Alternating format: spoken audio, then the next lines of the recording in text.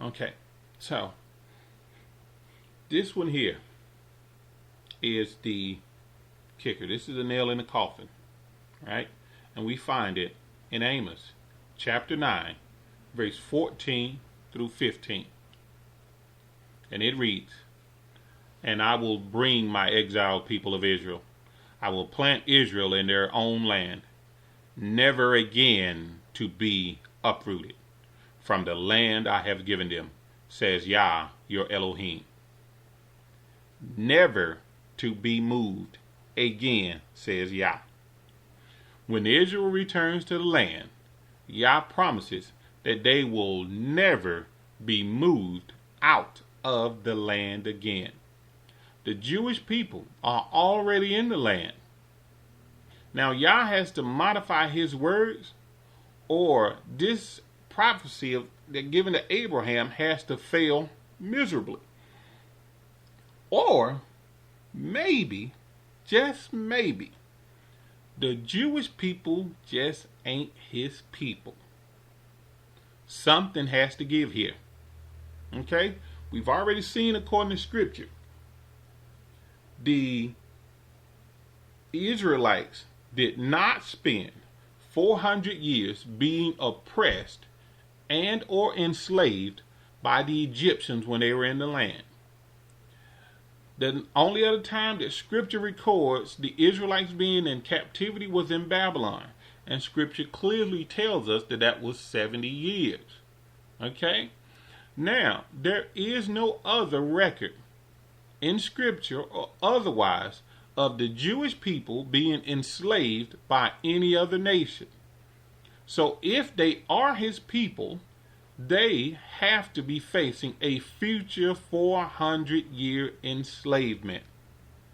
But Scripture says once they are back in the land, they will never be moved again. Something has to give, folks.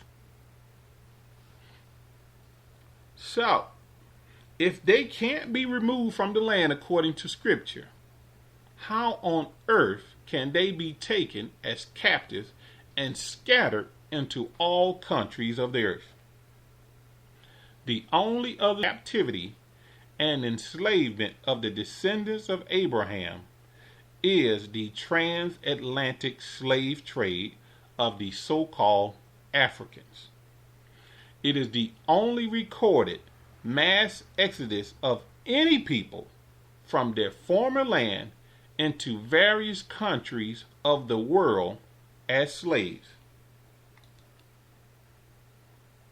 And this was prophesied of in Deuteronomy chapter 28, verse 68. And it reads, "And Yah shall bring thee into Egypt again with ships, by the way whereof I spake unto thee. Thou shalt see it no more again. And there ye shall be sold unto your enemies for bondmen and bondwomen, and no man shall buy you." Now, of course, I think I've discussed this before in Scripture where it says, it was translated, shall I say, "and no man shall buy you." That was a mistranslation, and it should have been, "and no man shall redeem you." No man shall buy you out of your current condition. Okay, but we're not going to get into that today. We're just talking about the prophecy given to Abraham here. So let's stick with the subject, and we'll take a look at that one later. So the transatlantic slave trade, if you look it up,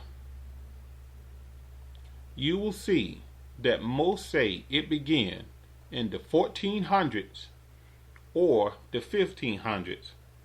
Now, some have pinned 1440 as an exact date as to when the so-called African slave trade began.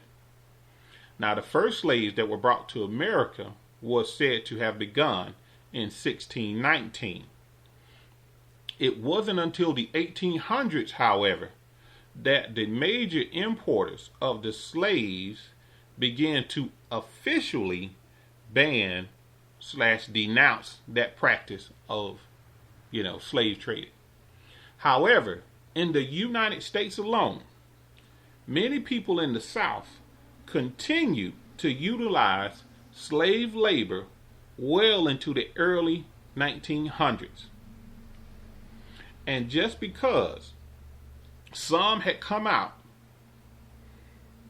and officially abolished the slave trade business, specifically in America, this was I think around 1863.